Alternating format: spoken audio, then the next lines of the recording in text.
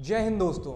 492 साल और 70 साल से भी ज़्यादा कोर्ट में चलने वाला केस, जिसकी हियरिंग 40 दिन से भी ज़्यादा हुई। एक ऐसा केस जिससे करोड़ों लोगों की आस्थाएं जुड़ी हुई थीं। जी हाँ, हम बात कर रहे हैं राम मंदिर के बारे में। राम मंदिर का निर्माण एक ऐसा केस है जिसके निर्माण के लिए कई साल गुजर गए। उस केस के लिए जहां हम लोगों ने मुगल साम्राज्य भी देखा, हम लोगों ने ब्रिटिशर्स का राज भी देखा और 2020 में जाके उस केस के ऊपर डिसीजन आया।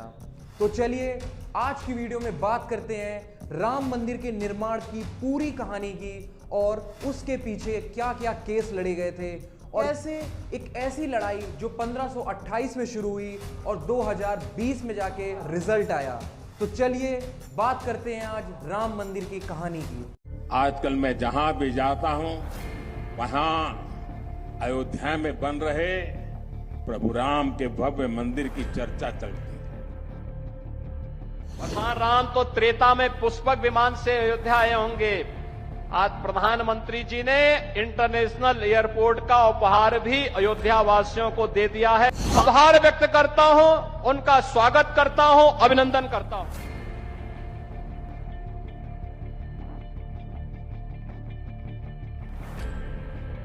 अगर हमें चीजों को अच्छे से समझना है तो चलिए शुरू से शुरू करते हैं। सबसे पहले ये तो हमें पता ही है कि अयोध्या में भगवान श्री राम का साम्राज्य था और उन्होंने जल समाधि ली तो उसके बाद वो साम्राज्य उनके बेटे कुश ने संभाला। और उसके बाद हम ये देखते हैं कि श्री राम के कई मंदिर बनवाए गए और जैसे जैसे टाइम बीतता है उन मंदिर की कंडीशंस सही नहीं होती है, बल्कि उन मंदिर के कंस्ट्रक्शंस का भी कोई जिम्मेदारी नहीं लेता है और जैसे जैसे समय बीतता है तो उन मंदिरों की कंडीशन खराब होने लगती है। और फिर हम लोग आते हैं 5th सेंचुरी BC में। तब उज्जैन के राजा विक्रमादित्य अयोध्या आते हैं और वो वहाँ पे मंदिरों की कंडीशंस को देख के बड़े दुखी होते हैं और वो डिसाइड करते हैं कि वो वहाँ पे जितने भी मंदिर हैं वो उनको फिर से कंस्ट्रक्ट करेंगे। मतलब रिकंस्ट्रक्शंस ऑफ टेम्पल उनका एक एम होता है और वो इन चीज़ों को करवाने में बहुत सफल भी होते हैं। और अयोध्या में फिर से एक बार श्री राम के मंदिर और भी अच्छी तरीके से बनाए गए थे। और फिर टाइम आता है 1526 का, जब बाबर इंडिया में आता है और उसी के 2 साल बाद वो अवध में आता है। और जब वो अयोध्या में आता है तो वो ये डिसाइड कराता है कि वहां पे जो मंदिर हैं उन्हें तोड़ के वहां पर मस्जिद बनाई जाएगी। तो वो इसके लिए अपने सेनापति मीर बाकी को ऑर्डर देता है कि वहां पर जल्द से जल्द मस्जिद बनाई जाए।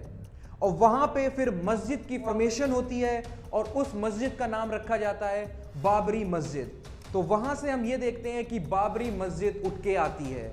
उसके खिलाफ अयोध्या के कई लोग प्रोटेस्ट भी करते हैं, पर उस टाइम पे हम ये देखते हैं कि मुगल अंपायर बिल्कुल पीक पे था तो लोगों को इतनी नहीं सुनी जा रही थी। वहां से हम ये देखते हैं कि ऑफिशियल तरीके से अयोध्या के लोगों में एक अर्ज जाग गई थी कि हमें राम मंदिर वहां पर चाहिए। और वहां पे हिंदू और मुस्लिम के बीच में रायट्स शुरू हो गए थे 1700 के आसपास। हम ये देखते हैं कि अयोध्या के कई लोग आवाज उठाते हैं और वो ये बोलते हैं कि इधर मस्जिद से पहले राम मंदिर एग्जिस्ट किया करता था।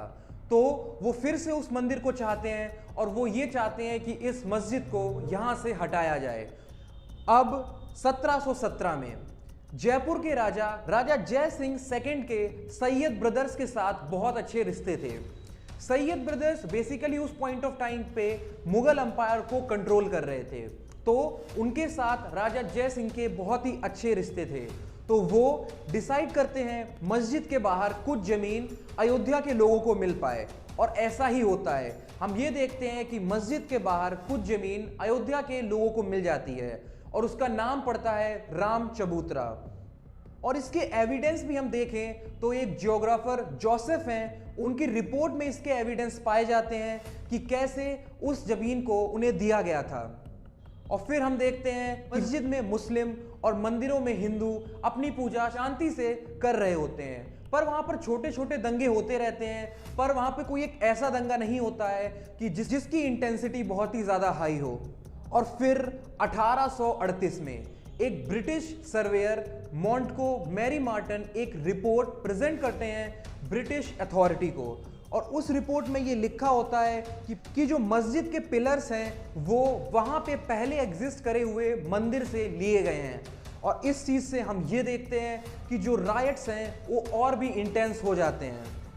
और फिर 1853 में नवाब ऑफ अवध वाजिद शाह के टाइम पर निर्मोही अखाड़ा, जो कि 14 में से एक अखाड़ा हुआ करता था, वो ये क्लेम करता है कि ये मस्जिद मंदिर को तोड़ के बनाया गया है। और वहां पर हम ऑफिशियली फर्स्ट टाइम देखते हैं दंगे बिटवीन मुस्लिम्स और हिंदूज।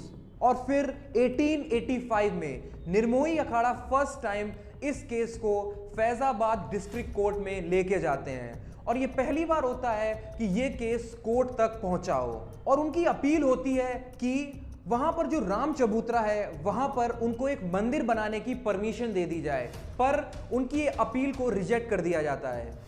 और फिर 23 दिसंबर 1949 को कुछ हिंदूज क्लेम करते हैं कि मस्जिद के अंदर रामलला की मूर्ति अपने आप प्रकट हो गई है, और वो मंदिर में घुसकर उसकी पूजा शुरू कर देते हैं, और जिसके खिलाफ मुस्लिम्स बहुत ही ज़्यादा विद्रोह करते हैं।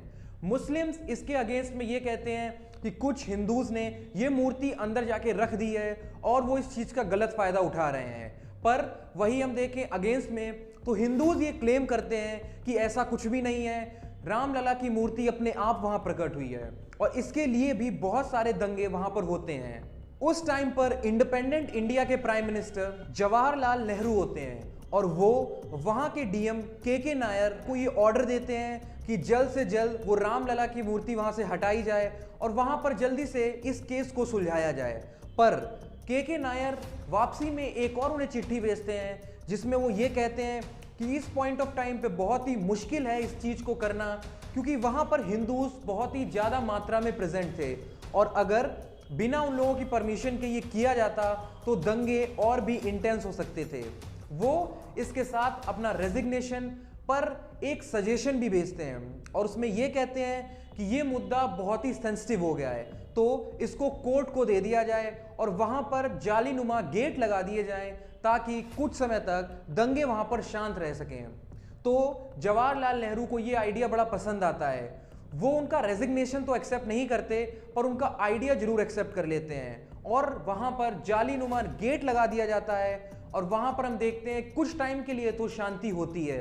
अब जैसे जैसे टाइम बीतता है 1959 में निर्मोही अखाड़ा फिर एक केस फाइल करता है कि वहां पर जितनी भी जमीन है मस्जिद को मिला के वो उनको दे दी जाए, और वहीं हम देखते हैं कि सुन्नी बोर्ड भी वहां पर एक ही सेम केस फाइल करता है, और वो ये कहता है कि सारी जमीन हमें दे दी जाए और इन हिंदूज की एंट्री वहां पर बैन कर दी जाए। हम ये देखते हैं कि 20 से 25 साल तक ये केस कोर्ट में चलता रहता है, और फिर 1980s में बीजेपी पावर में आती है। लोगों का ओपिनियन ये होता है कि बीजेपी ने एक बहुत ही इंपॉर्टेंट रोल प्ले किया है राम मंदिर के फॉर्मेशन में। कुछ लोग इसके अगेंस्ट में भी बोलते हैं कि बीजेपी ने राम मंदिर का फायदा उठाकर अपने इलेक्शंस लड़े थे और इसके बदले में ही वो कई इलेक्शन जीत पाए हैं। तो इस चीज के पीछे भी लोगों के कई अलग अलग ओपिनियन हैं। और फिर हम 1984 में ये देखते हैं कि दिल्ली के विज्ञान भवन में विश्व हिंदू परिषद एक सभा करती है, और वहां पर उनके प्रेसिडेंट ये क्लेम करते हैं कि राम मंदिर तो वहीं बनेगा, और एक रथ यात्रा भी निकाली जाएगी सीतामढ़ी से अयोध्या तक। पर हम ये देखते हैं कि 6 महीने बाद ही इंदिरा गांधी की डेथ हो जाती है और ये रथ यात्रा कैंसिल कर दी जाती है। और फिर हम देखते हैं कि 1986 के आसपास इलेक्शन का टाइम आता है, और यहाँ पर कई इंपॉर्टेंट केसेस होते हैं, जैसे कि जो राजीव गांधी थे वो कई लोगों को अपीज करने की कोशिश करते हैं, जिसमें कई डिफरेंट कम्युनिटीज होती हैं। कभी वो हिंदू को अपीज करने की कोशिश करते हैं तो मुस्लिम नाराज हो जाते हैं, और मुस्लिम को अपीज करने की कोशिश करते हैं तो हिंदू नाराज हो जाते हैं। और वहां पर एक इंपॉर्टेंट केस होता है जो होता है शाह बानो का केस, जो कि बेसिकली मेंटेनेंस के ऊपर होता है, जहां पर हम देखते हैं कि पहले कोर्ट उन्हें मेंटेनेंस दे देता है, पर मुस्लिम्स कहते हैं कि ये हमारे कल्चर के अगेंस्ट में है। तो इस चीज के खिलाफ मुस्लिम्स गुस्सा हो जाते हैं, तो मुस्लिम को प्लीज करने के लिए वो इसकी जजमेंट चेंज कर देते हैं। और फिर हम ये देखते हैं कि हिंदूज गुस्सा हो जाते हैं, तो उनको अपीज करने के लिए तो वो वहां पर राम मंदिर के गेट को ओपन करवा देते हैं, क्योंकि कई टाइम से बंद थे। और फिर हम देखते हैं 6 फरवरी 1986 में, जहां पर फॉर्मेशन होती है लखनऊ में बाबरी मस्जिद एक्शन कमेटी BMAC की, जो इस चीज की लड़ाई लड़ता है मुस्लिम्स की तरफ से। फिर हम देखते हैं कि भागलपुर में भी दंगे होते हैं, जहां पर 1989 में कई हजारों लोगों की डेथ होती है और इन दंगों को one of the worst rights भी कहा जाता है। और फिर 6 दिसंबर 1992 को कई लाखों की संख्या में कार सेवक डिसाइड करते हैं कि वो अयोध्या तक जाएंगे, और वहां पे हम ये देखते हैं कि और गवर्नमेंट को ये बिलीव दिया जाता है कि वो मस्जिद को बिल्कुल भी नुकसान नहीं पहुंचाएंगे, पर हम ये देखते हैं कि इसका बिल्कुल उल्टा ही होता है। और वहां पर हम देखते हैं तीनों डोम्स मस्जिद के डिस्ट्रॉय कर दिए जाते हैं, और वहां से हम देखते हैं कि दंगे और भी ज्यादा इंटेंस हो जाते हैं। और उस टाइम पे हम देखते हैं कि उत्तर प्रदेश में प्रेसिडेंट रूल अप्लाई कर दिया जाता है, और वहां के CM उस टाइम पे वहां से इस्तीफा दे देते हैं। 2002 का टाइम होता है, और वहां पे अटल बिहारी वाजपेयी जी की सरकार होती है, और वहां पे वो फॉर्म करते हैं अयोध्या विभाग, जिसका मेन एम था सॉल्यूशन लाना हिंदूज और मुस्लिम्स के दंगों के बीच में, और वहां पर जो राम मंदिर का इशू चल रहा है उसको जितना जल्दी हो सके उतना ज्यादा उसको सॉल्व करना। और इलाहाबाद हाई कोर्ट वहां पर ऑर्डर करता है आर्कियोलॉजिकल सर्वे ऑफ इंडिया को कि अयोध्या के उस रीजन से जैसी भी रिपोर्ट है, जो भी वहां पर आर्कियोलॉजिकल सर्वे से गई रिपोर्ट है, वो उनको प्रोवाइड की जाए।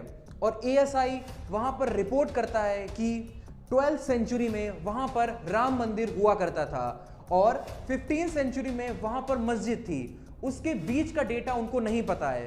और फिर 2010 में इलाहाबाद हाई कोर्ट एक हिस्टोरिक जजमेंट डिलीवर करता है, और वहां पर उस विवादित जमीन को 3 हिस्सों में डिवाइड कर दिया जाता है, जिसमें कि एक हिस्सा दिया जाता है रामलला विराजमान को, एक हिस्सा दिया जाता है सुन्नी वक्फ बोर्ड को, और एक हिस्सा दिया जाता है निर्मोही अखाड़ा को। पर 1 साल बाद हम ये देखते हैं कि सुप्रीम कोर्ट उसके ऑर्डर पर स्टे लगा देता है, और वो ऑर्डर इंप्लीमेंट नहीं होता है, क्योंकि एक भी लोग वहां से उस जजमेंट से सहमत नहीं थे। और फिर हम देखते हैं जैसे जैसे टाइम आगे बढ़ता है, एक मीडिएशन पैनल की फॉर्म होती है, जहां पर इस इशू को कोर्ट में ले जाने के बावजूद आपसी रजामंदी से ही सॉल्व कर लिया जाए, पर ऐसा नहीं होता है। और फिर 9 नवंबर 2019 को सुप्रीम कोर्ट जजमेंट देता है, और वो ये कहता है कि विवादित जमीन राम जन्मभूमि ट्रस्ट को दे दी जाए। और वहां पर हम देखते हैं कि सुप्रीम कोर्ट जजमेंट ये देता है कि 2.77 एकड़ की जमीन गवर्नमेंट को दी जाए, ताकि वो फ्यूचर में किसी ट्रस्ट को दे सके और वहां पर मंदिर की फॉर्मेशन हो सके, और 5 एकड़ की जमीन सुन्नी वक्फ बोर्ड को दी जाए, ताकि वो वहां पर मस्जिद भी बना सकें। और वहां पर हम ये देखते हैं कि एक ऐसी लड़ाई जो कि सालों से चली जा रही थी, जिसके लिए करोड़ों दंगे हुए, एक अंत पर आती है, और हिंदुओं के लिए वो एक महोत्सव जैसा था, और उनके लिए एक बहुत ही बड़ी जीत थी। अभी हम देख ही रहे हैं कि 22 जनवरी 2023 को श्री राम मंदिर की प्राण प्रतिष्ठा सेरेमनी है, और वहां पर हम देखेंगे कि लाखों और करोड़ों की संख्याओं में लोग इस चीज का आनंद लेना चाहते हैं।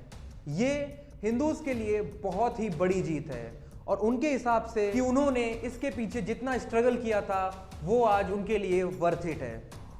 तो ये थी राम मंदिर के पीछे की लड़ाई, जहां पर कई दंगे हुए, पर आखिरी में हम ये देखते हैं कि राम मंदिर की फॉर्मेशन हुई और अयोध्या में लोगों को अलग ही खुशी मिली। आशा करता हूं कि आपको ये वीडियो पसंद आई होगी। मिलते हैं अगली वीडियो में। जय हिंद।